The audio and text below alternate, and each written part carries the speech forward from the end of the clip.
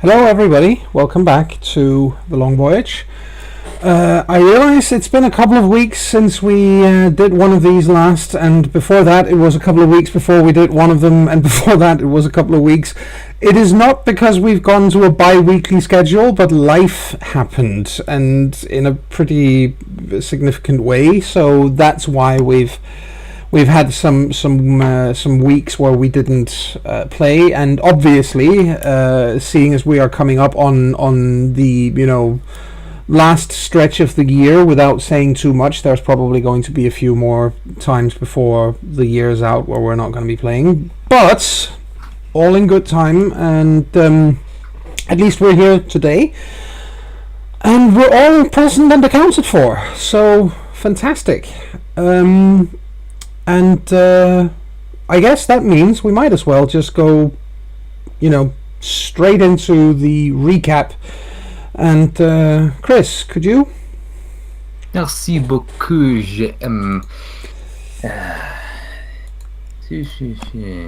Creeptastic. Dernière fois sur le Long Voyage. Well, what did we do? We decided to settle our affairs, get the things we'd purchased in the capital of Tiglas, CharismaToAC, and sort of be on our way. If I recall, we did receive a visit. Yes, you did. From someone, from a member of the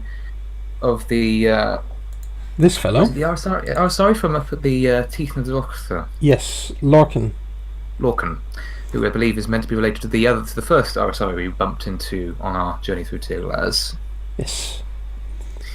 Because that's everyone knows each other, even across the massive span of Tiglas. Yes. And we were interested in basically following up on any business we might do.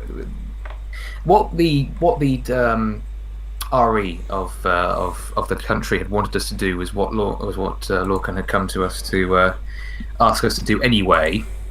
Whether the RE one had felt it was politically prudent to do so or not, because he was sick and tired of Liam having a stranglehold over the supposedly neutral capital. So he asked us, or basically paid us, to return to our crew and sail north to the north parts of the continent and wreak merry havoc in Liam's heartlands. Doing so would mean he'd have to withdraw large parts of his army, particularly the ones in the capital, to go and deal with the threat, and would then give the people of CharismaToAC and the RE and the soldiers in there the wherewithal to bar him from ever entering again, because it was made clear that Liam has a gift of a supernatural gift of persuasion, and that the more he talks to someone, the more under his thrall they become. Liam is basically he is every sociopath's wet dream. is Liam. So we agreed to do this. We then went on a long trek back through the lands we'd previously passed through. We didn't bump into any of our former allies. We went back to the fishing village, where we'd asked if they could keep an eye out for our friend, although it turns out the friend we'd left behind the first time had died. And so they buried him decently, and that was good. No word from the other two survivors, so we just assumed they died, because that's pretty much, we almost know that's what happened. But hey ho. We made it back in the general direction of the camp. It had moved, obviously, but we got there. Caught up with Captain Ormer and the crew. Caught up with Karatok, the sword that we had been hired by. Explained the situation, and went on another journey with the rest of the crew. And last we left off, we were back on the Fag Affair, journeying northwards. Yes. You were basically told, go and strike behind the lines, force Liam to turn his army back to defend his heartlands and his hinterlands, and then that would be your contract for the sword that you've been working for. That would be that contract fulfilled. Yes. Karatok would then consider you, no longer in his employ, but you would have, earned your silver, and then he strongly suggested that you vacate the premises afterwards and go, to somewhere not Tearglass for a good long while, because no doubt Liam would be baying for blood for you guys specifically. Mm-hmm. Yes. Which is interesting. But yes, it would be good if we did that. So I'm sure that between us, the players, and the captain's judgment, we should be able to just about maximise the damage we do in the time we have. So, but until then, we have a lot of sailing to do, because Tearglass is a big, big landmass. Yes, Tearglass takes up a considerable amount of space. There is no question of that. And so you do set sail. You do move up along the coast, and as was discussed last time, the decision had been made by Ormer to not go the long way around. Admittedly, the long way around would be somewhat, would be practically guaranteed to be completely safe, but it would also take quite a bit more time, and his idea is that, well, Southlanders strike best when they strike swiftly, so, he would go the short way around, but he would stay out at sea, making sure to be far enough away from land that during daytime, at least, it would be impossible to really spot the ship out there. Yeah. And so that is in fact exactly what he is what he has planned to do, or what he is doing. And you do sail, as I said, far enough away from land that every evening when it gets to be dark or darker, when dusk falls, then he takes you in closer towards the landmass, the Tearglass coastline, because then, so you don't drift out to sea in the darkness and lose your direction. He wants to make sure that at least with the moonlight, then you would be able to see where you're going. Yeah. But it does seem to work. You're not. I hate to say it this way. You're not accosted, because quite frankly, who the feck would do that anyway? You guys are on a Southlander ship. Who would be dumb enough to actually come out to attack you? But nobody is, putting 3 rowboats in the water and trying to get out to where you are either. So presumably you haven't been spotted. And. And that means that by the time you get to to roughly where you are meant to be, quite a lot of time has gone by. 10 days has passed while you're at sea. You're sailing against the currents more than once. It's not exactly it's not an easy journey, at least in part. It's the weather gets rough as well at one point. But it's nothing that you can't handle. It's nothing that you're not fully experienced in taking care of. But it does mean that you're actually pretty much stuck in place for 3 days under drift anchor, because trying to sail anywhere in this weather isn't going to get you anywhere good. So so instead you take about 10 days, but you do get there eventually.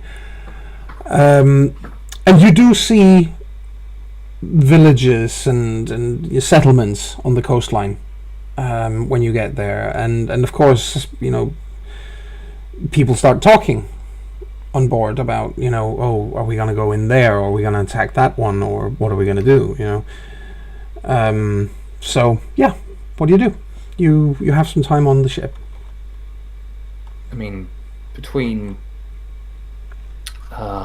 Between being lookout, Sindri will probably take the time to pester Gulfi for some continuing lessons in language of the Green Shores. Oh, surely would as well. God, he's going to be teaching half the crew. Yeah, they're all, people are interested in learning, or some more than others, obviously. Yeah. Just like a class signature. It's just a little a chalkboard set up at one end of the ship. Oh, when people are on the oars, he's like when the drum is usually just teaching people. Yes. See if you can say this word to the beat of the rowing. Make a song of it. Okay.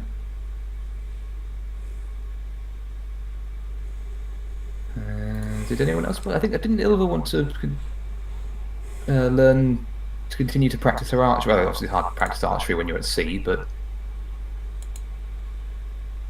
Well, I'm pretty sure that Gylfi can still, tap her shoulders to keep them in the right way and stuff. So she at least learns how to hold the fucking bow right without killing everyone around her. I'm sure a couple of people have got the bow in the back of their heads by now. Well, I think also it might be good for us to ask the rest of the crew who were involved in fighting directly for Caratog. Obviously we know that members of the crew died, and that was tragic. But any more details of the fighting? Anything they saw? Anything that was noteworthy? They are more than happy to talk about it. Those who were there, most of them are anyway. They tell stories of the battle itself, and the march and the planning and so on. Basically, the stories they have to tell are actually, a good deal more boring, because they've just been marching with the army, which means that quite apart from the actual fighting, what they've been doing is sitting around in camp, rolling dice or tossing piglets or that sort of thing, telling tall tales, and that's about all they've been doing, whereas you guys have actually been out experiencing things, so they're all super interested in hearing about your adventures. Yeah. It felt, very fun, apart from the fact that every single one of our non-Southland cohorts basically got killed along the way. That was a bit of a downer. But, I mean, Bargy, why didn't you tell them a tall tale of our...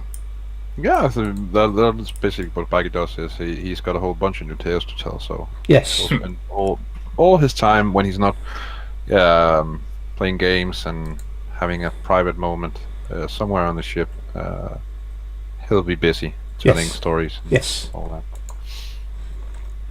Well, you... Yep, absolutely. Exactly, just being Bargy, yes. But you do... you all have, as I said, you have time to share stories like that, and finally, after, as I said, about these 10 days, finally somebody, you get pointed towards shore.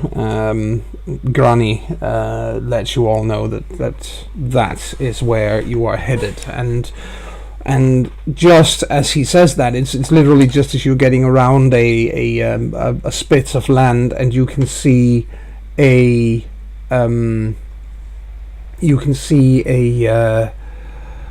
village, and you can see a castle, and the castle is built in stone. It's on top of a hill, and it's quite strong from the looks of it, and there is absolutely no way that you are enough people to take it.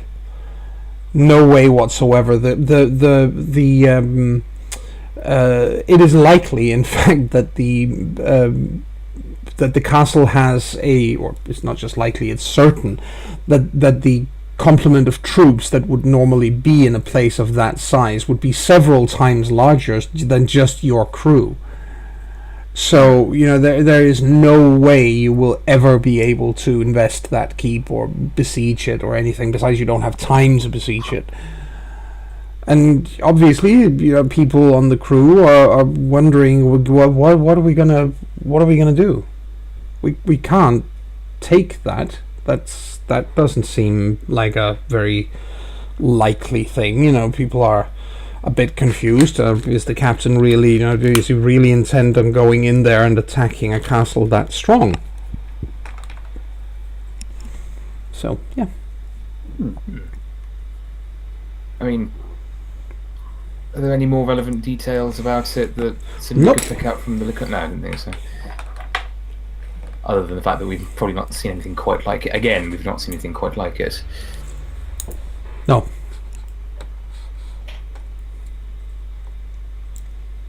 I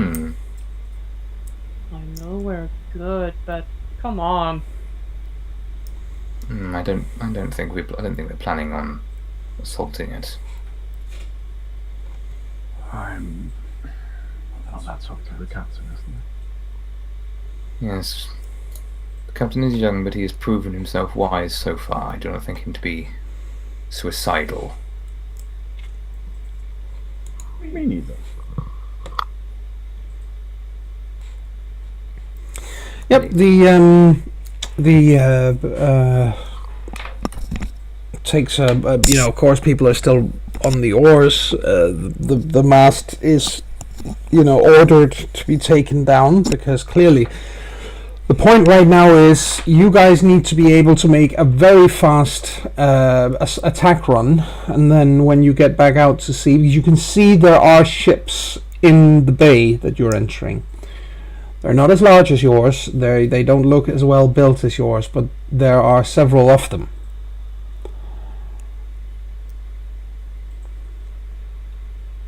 We could take down some of the ships for a while. And as you say that, a word comes, or a word goes up from Ronnie, the first mate. He calls out to everyone, saying, "Steady now. They think. Remember, they believe that they have Southlanders on their side. They won't know any different until we land." That is true. Make it swift. Make it swift, boys. We're gonna go in. We're gonna hit them really hard. Frothy, set fire to anything that can burn, that looks like it'll catch. We're not here to loot and plunder in particular. We won't have time, because they will come out of that castle. The moment we start shit, they will come out of the castle. So we go ashore, and on the captain's orders, you will hack at anybody that moves. You will kill anything that gets in your way that isn't a Southlander and off this crew. If you find a Southlander that's not from this crew, you kill them as well. And you burn any building that you come across to the ground. If it takes too long to get it to catch, don't bother with it. Find something else to burn down. Make a mess of it. We will be out of there in as soon as the gates open to the castle. As soon as the gates open, the horn will be blown from the ship, and you will retreat. I don't care if you're in the middle of a fight. You will make a fighting retreat in that case. Make your way back to the ship. We will kill whoever is left, opposition-wise, and we'll make an escape. Hit and run. Hit and run, but hit them hard. Hit them really hard. Do as much damage as you can. Really takes a few deep breaths, preparing himself for going all out. Yeah, it's a sizable village. If we can kill 400 people in this time, he says, that would be good. And if we can burn most of it to the ground, or at least a significant part of it to the ground, that will teach them a lesson. Remember, a castle is no good unless we come to them to fight, or else they have to come out here and fight us. It's only any use to them if we intend to stay, but we don't. So Baggy is a bit curious about Gylfi's reaction to all this, especially the kill anything part. So he studies Gylfi while all this is said. Gylfi is just looking ahead, is not like responding, like he's just like I wouldn't say he's stone-faced, but just, he's listening. He's like taking in the information, probably. Yes. And, Baggy moves over to Gilfy then, while the man is speaking, and puts a hand on his shoulder and says, "You hear that, Gilfy? Anything and everything." Oh, you are horrible. Tough love. Yes. He looks. He looks at Baggy. Oh, and don't stand in front of me. You're so ugly. I might confuse you for one of them. I like you, Gilfy. I like you.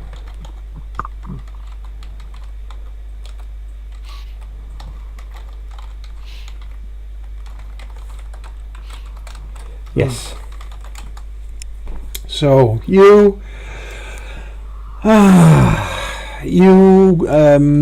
get ready, get your weapons, get your kit together, basically get prepared for what is undoubtedly to come. And in fact, it doesn't take more than another few hundred breaths and you can feel this. It's a very good beach. The beach here is absolutely beautiful. It's sandy. It's there isn't too much gravel. You just slide right up on it,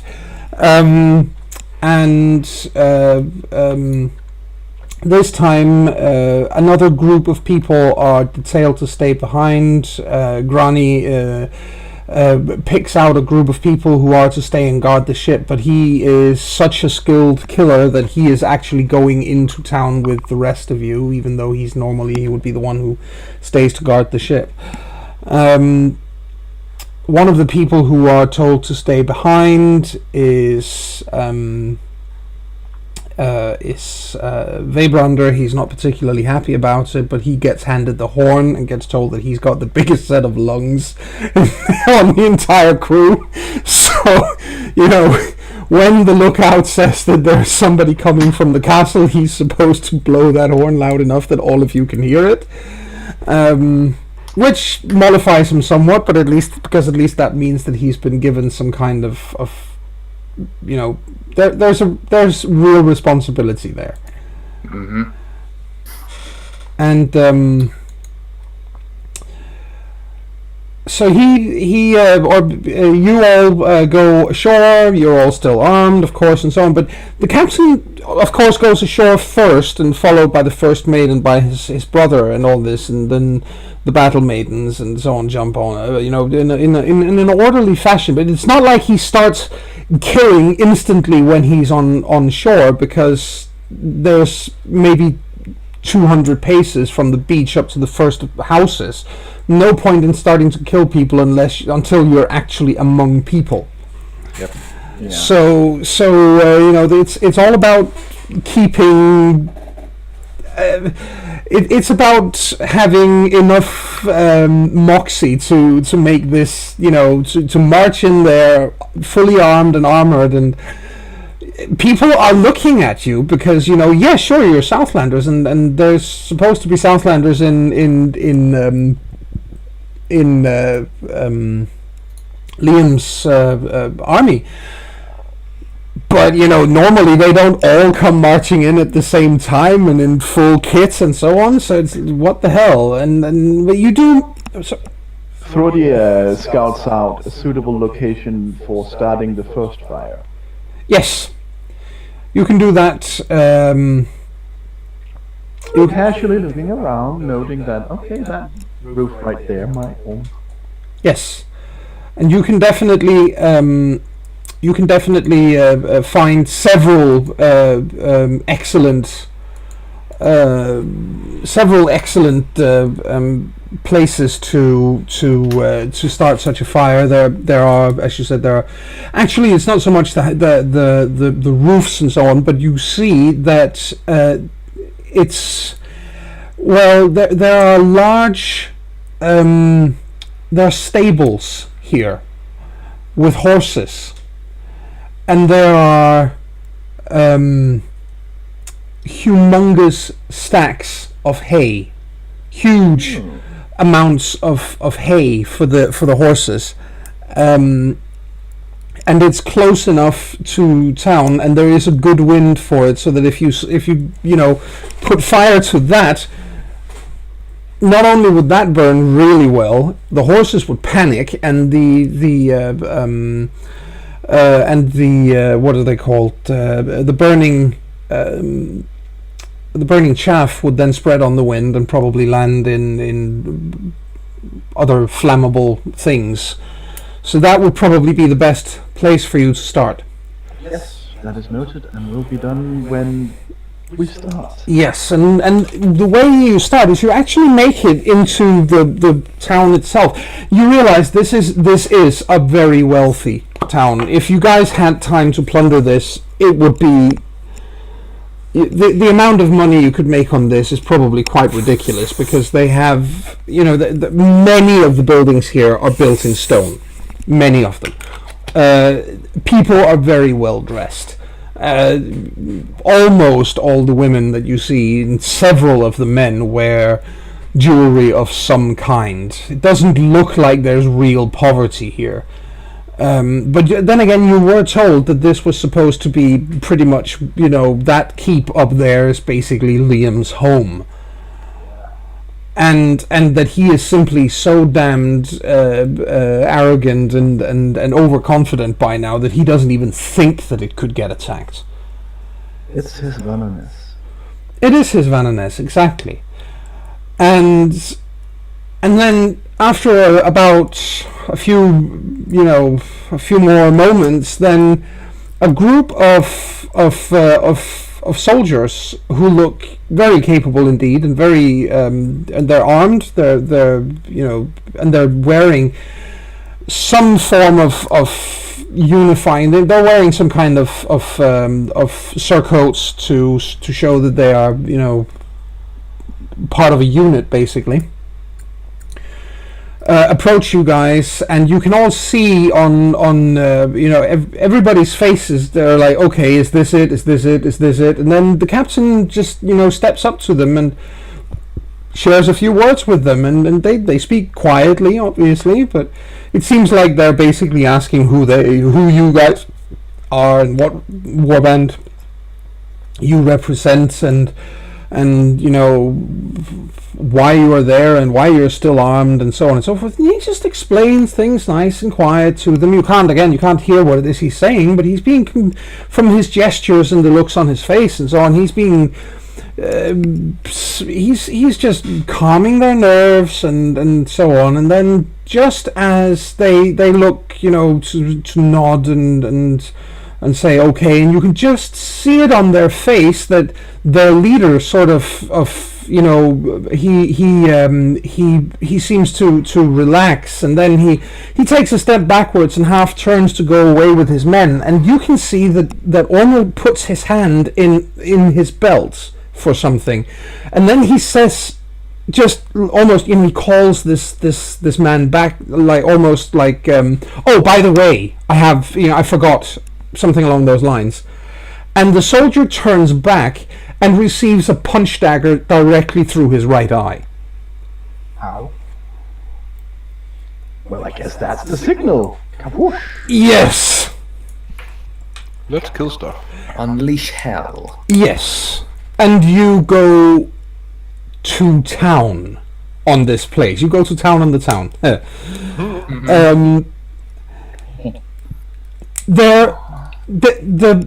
The carnage that you unleash here is something none of you have really seen before, even you guys, because the village that you assaulted in the mountains was relatively small.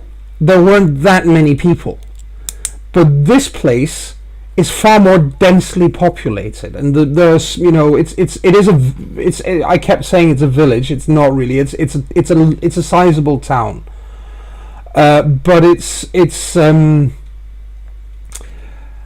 whereas that was a village of relatively few people. So the concentration of of awfulness and death and pain and fear and all these things, much more intense here. And the thing is, of course, that you do in fact have times if you want to do something, if there's something in particular that you are looking to do with your time here, you do have a little time to act. So further, you wanted to set fire to those haystacks. That's the beginning, and then I just want to set fire to as much as I can. Okay, so what we're going to do now is we are going to make one of those nice little... We're going to go over there. Or that might not have been such a good idea, because obviously your initiative doesn't really change, but you might need to re-roll the tiebreaker thing. I think Frody's has changed since I brought up dexterity. Well, in that case, you can always change it.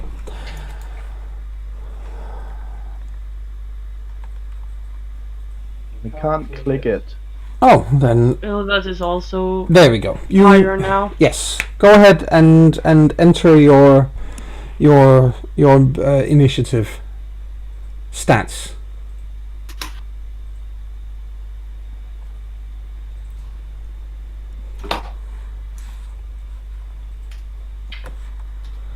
Because obviously this, while you are in fact the attackers here, this could still potentially get dangerous. Potentially.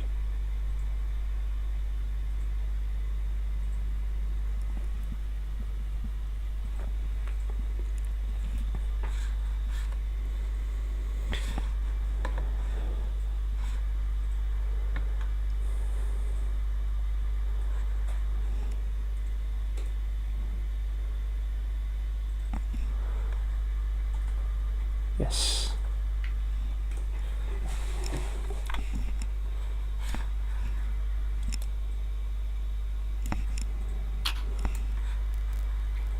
Yes. And I'm just going to move your text here into the middle of the screen, because it's simply for the recording, so that you know the viewers can see it more clearly. Yeah. There we go. So. And yes, better. And What size are you guys using? I think it was 40. 40. Yeah. Yes. Oh, I was using 32, but I'll just change it to 40. There Then we it go. looks better. Yeah. Because everything else is making me grrrr, not same size. Okay. Here we go. And yes, we'll move Sindri up there and Frothy there. Baggy is here. There we go. Alright, excellent. We have... So, we'll do this in turn, and I'll let each of you know what happens as a result of your actions. So, Ylva, you first. What are you doing? You are standing... Right now, you are standing between... in a narrow street, between several well-built, fairly large houses, and there are panicking civilians everywhere. What do you do? Oh, yikes. I know he looked at Gylfie Yes. when he did all that, Yep. but Ilva is surprisingly soft-hearted. Yes. So she takes a lot of deep breaths before she goes for the grown men. Yes. So Grown men first, Grown men first. No problem. but the women spread the panic. Yes, but the grown men, those are the ones you go for. And... Yep. Yeah. The less opposition we have on the way back, the better. Yes. No, it makes all kinds of sense. And do you stay put where you are, or do you move, further into town? Do you move back towards the ship? What do you want to do? How far is it back to the ship from here? About 250 paces. Well, then she will clear this area for people who went further in, Alright, sure. No problem. giving a good beeline down to the ship again. Yes. That takes care of you for the moment. This is not, you will have more than one chance to act, don't worry. Sindri, what do you do? Good question. What's the terrain like for archery? Long narrow streets, so if you don't mind too much what you're shooting at, quite good. Well, a street full of enemies is, after all, a funnel full of enemies. Yes. So,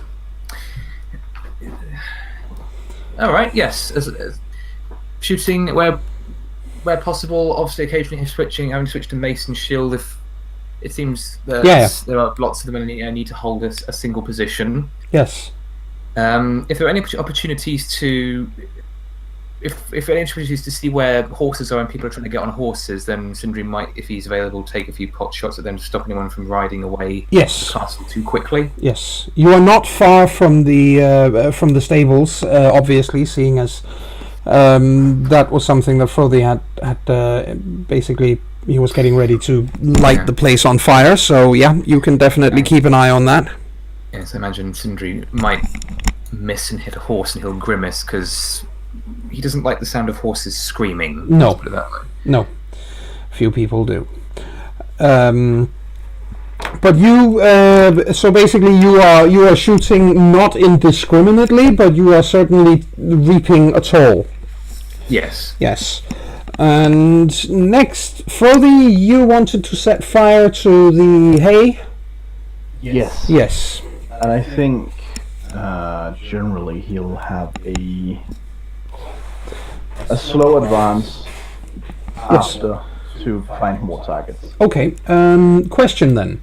Seeing as how magic works in this system, how much fire are you creating? So, basically a matter of your, how much do you wear yourself out here? Because it requires fatigue points after all. I think since I'm mostly just lighting things on fire, unless I can tell that it would take 2 points. Yeah, it probably... I would just use 1 point unless I can tell it would take more. Yeah, I would say that all in all you probably spend 3 points on this then. So, in that lights, basically there isn't a haystack in view that isn't a flaming sea of nasty. The good thing actually, once I've lit something on fire, I can always just use shape fire to move the fire. Yes, yes. Although that, as we found out, it moves rather slowly. Oh, it's probably faster to just... Exactly. Yes, I'll subtract 3. Yes, but that also means you've lit several, as I said, haystacks, and one of the barns catches fire almost immediately.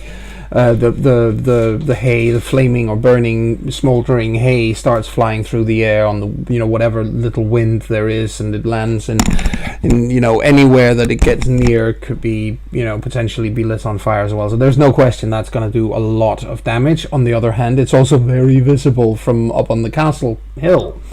I think also since he doesn't really want to make himself a target necessarily, he has his shield. Yeah. And he does a slow advance. He'll probably try at least to stick around at least 1 or 2 other people. Yeah. Doesn't want to go entirely alone. Exactly. All right. Pretty stupid. Yeah. Baggy, what do you want to do? Baggy doesn't discriminate. Men, women, doesn't matter. No. So he just... They all get to feel his axe. So he just hacks people down wherever he can get within range. Yes. And if a choice has to be made between an armed soldier and a civilian, he'll go for the armed soldier. Yeah, obviously, but then self-preservation as well, Exactly. And Goofy, last but not least, what do you want to do? Goofy hang back near Frothy. Yes. Let him to make sure he does his thing, and he will just shoot his bow probably aim at in the priority. He would not shoot at women, but he would shoot the first armed, the highest threats are armed soldiers and stuff like that. Of course. Is the people running for like bells or running towards the castle. Yes. So you're making a clear prioritization of threats, basically. Okay, sure.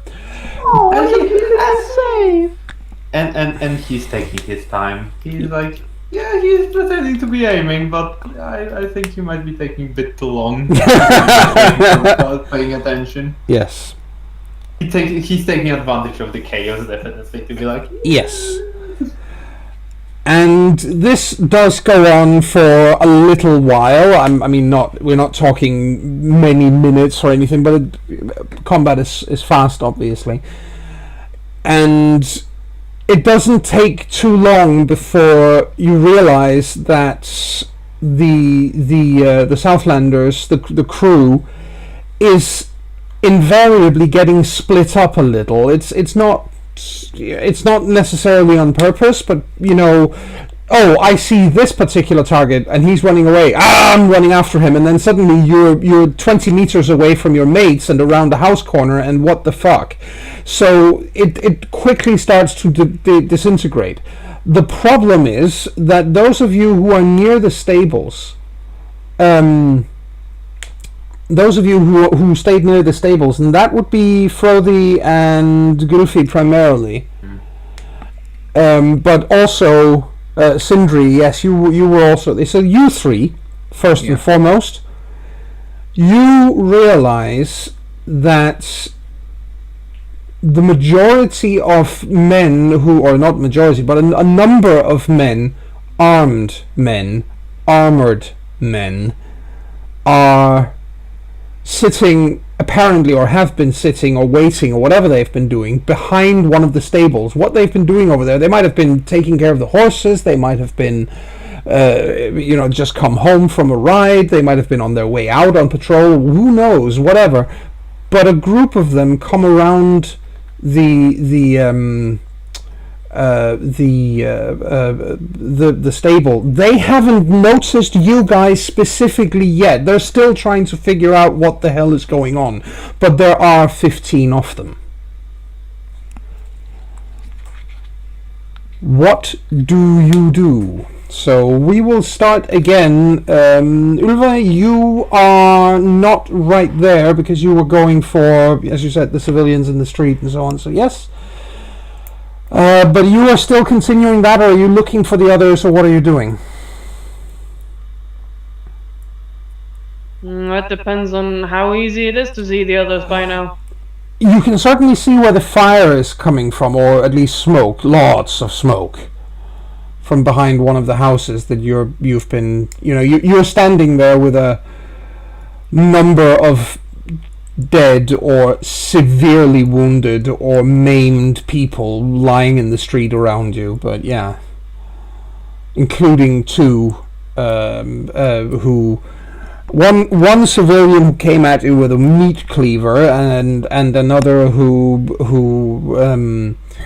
and a soldier who came at you, or rather he came around the corner and didn't realize what was going, what was waiting for him until it was too late. Yeah. Well, I can see the fire started, so Frothy is doing the thing he's supposed to do, I guess. Yeah. Oh well. A man's starting to keep away from me? Oh yes. Well, shit. Alright. Can I hear further ruckus further in, as if there's still? Yeah, there's still. Oh yeah, there's still people fighting. You can hear screaming and panicking and so on. Definitely. All right. Then let's go look for stuff. Right. As in not stuff, but men who isn't cowering. Yeah. So you continue. She doesn't walk into houses. Because fire, and last time she learned pretty quickly that fire spreads when it's Frothy. Mm-hmm. So staying out of houses, if they're gonna hide in there, then let them. And then she's gonna go through the streets looking for men who's stupid enough to run. Yeah.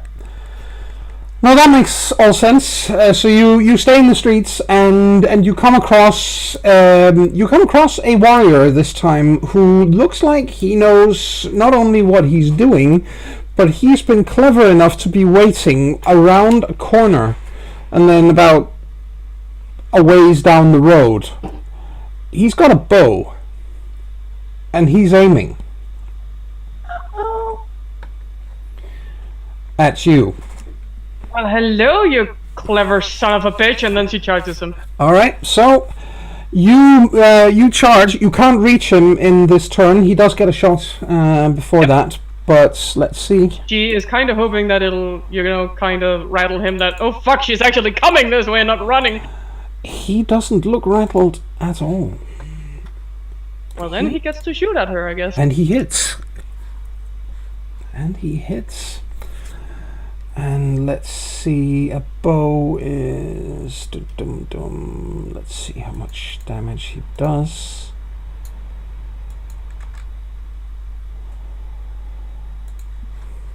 That's 14. Oh my god, that's max damage! Yikes. It's impaling damage as well. So it ignores some armor? How is it? Yeah, well, it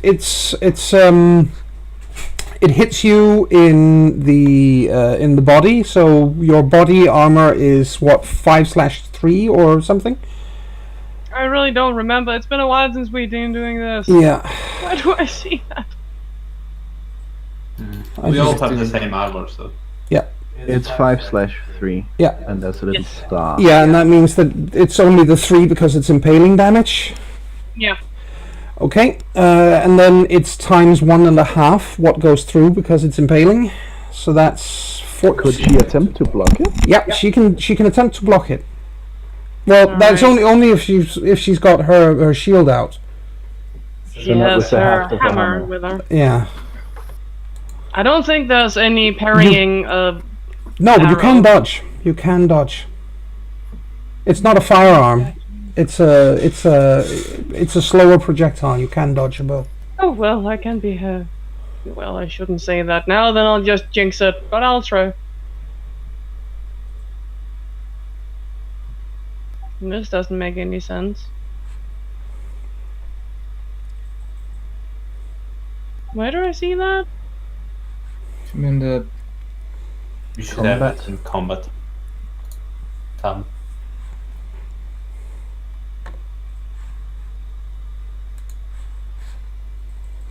Yeah, but on my front page it says Dutch 9, and on the combat it says Dutch 7 or Dutch and retreat 10. Let me have a look. Your dodge. That's actually true. My dodge is lower than it says on the general tab as well. Let me have a look. So dodge is normally your movement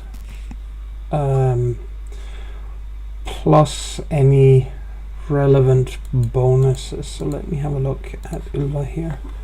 Oh, we might have subtracted something from the armor. Yeah, I believe so.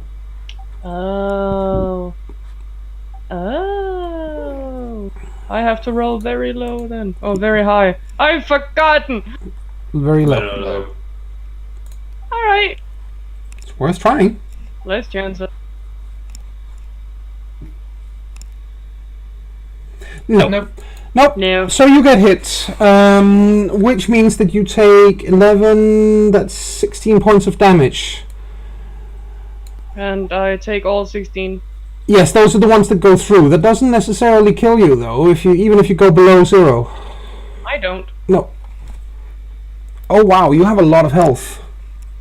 Yeah. How much health do you have? Jesus. She has 13, and then I bought up her max HP. Oh, right. That's right. Okay, so yes, that, but still, that has to be quite probably the most precise arrow you've ever been hit by. It really hurts. Yep. And then it is, in fact, I suggest we just resolve your fight with this man first, and then we continue on to the next one. It's not going to take very long. Yep. So let's see. What you want to clobber him? I take it. Yep.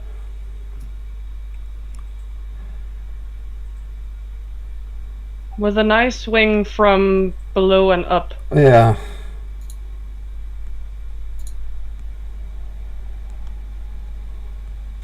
Right before she is in range of him, she just goes, "Nice hit!" and then swings the hammer from below and up.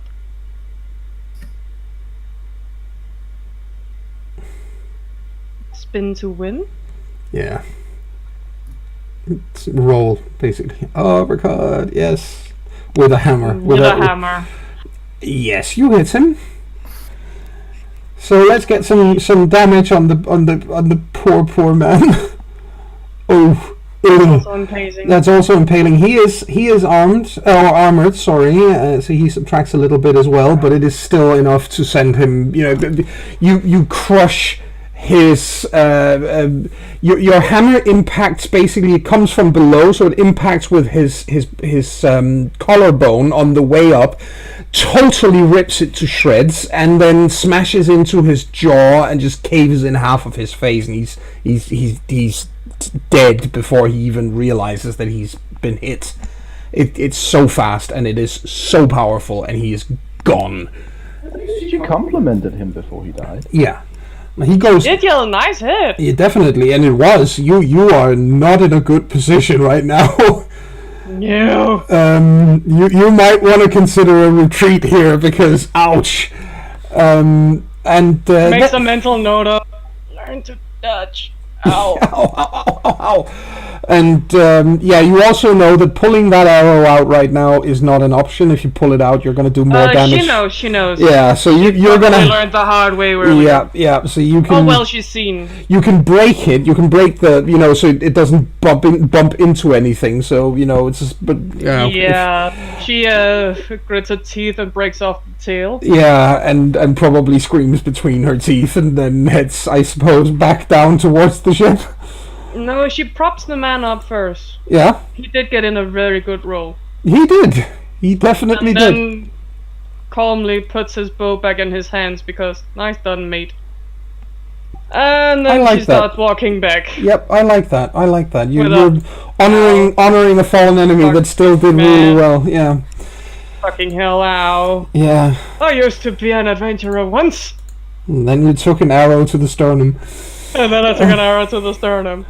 And it literally is. It's right in the sternum, and it's deflected off, and it's gone into your body. It is a solid body hit.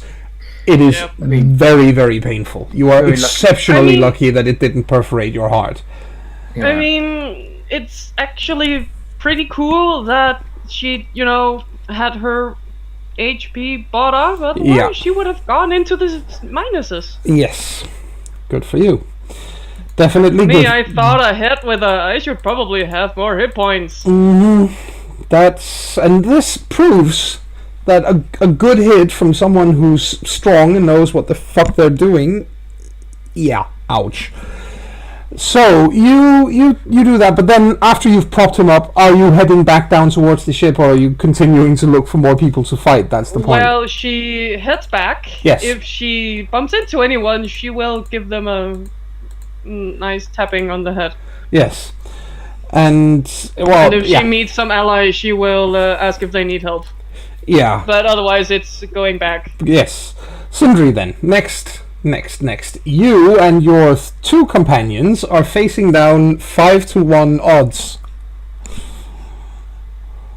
But they don't know that you are there. They are still, they are unaware of your presence at this time. They're looking around and trying to figure out what the hell, so that you won't be unknown to them for very long, but for the moment you are. Yeah, Sindri's reaction is to start gently backing away so that he will be able to start motioning for the others to do the same. Yes. Without saying anything, because obviously if he shouts and makes a noise, they will turn and see him. Yes. So.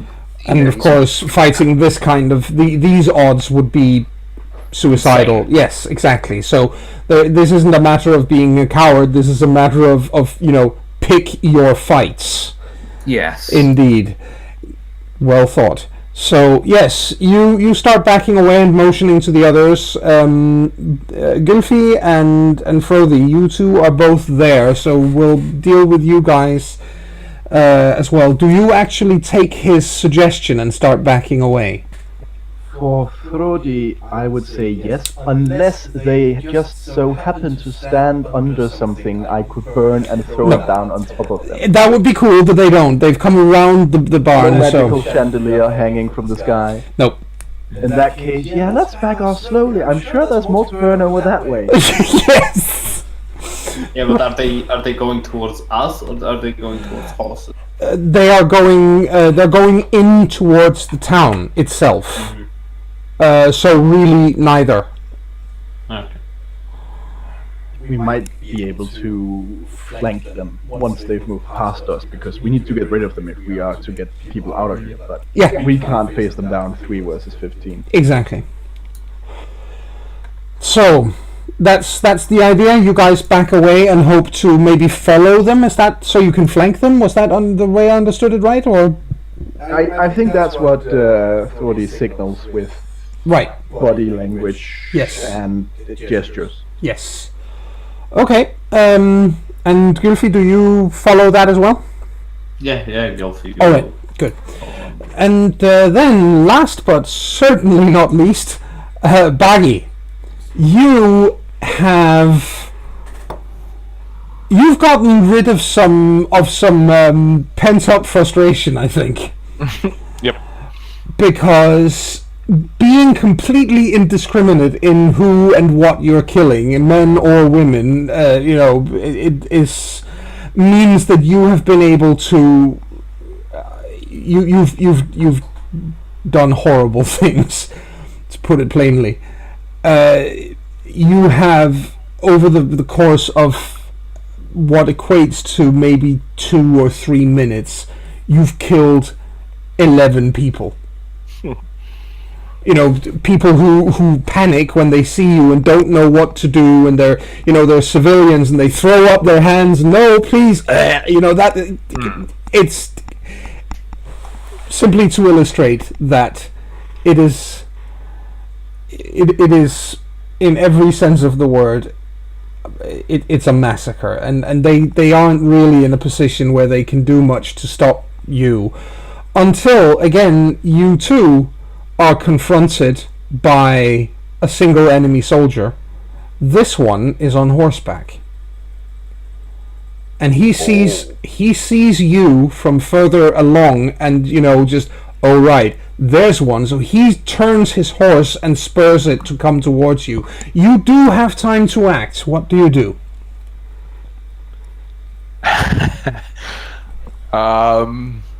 So those frustrations that Baggy's trying to get out of his system, I think Baggy just roars at the man and charges toward him. I think this is insane, but he's going to destroy the horse's legs.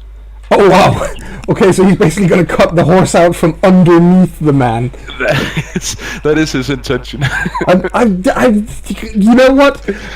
Okay, before we go to break, because we'll handle that after the break, but before we go to break, there was many years ago, this reminds me of a very specific scene from one of the first computer games I played back in the day on the Commodore 64 bread box, which was a one of those old-fashioned text-based role-playing games based on Shakespeare's Macbeth.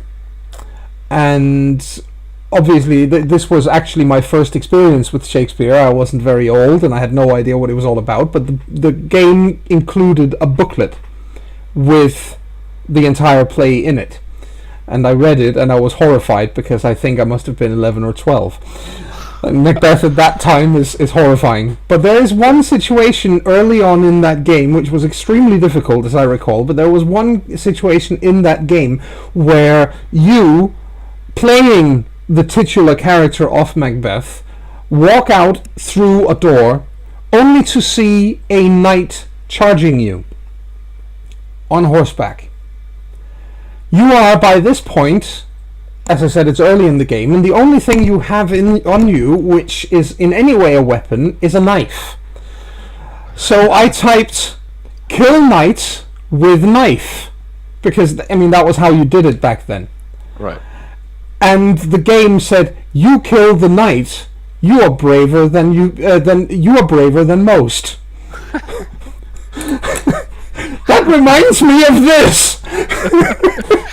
Cool. So we will be back with the resolution of this epic showdown between Baggy and a horse and rider when we come back after this break.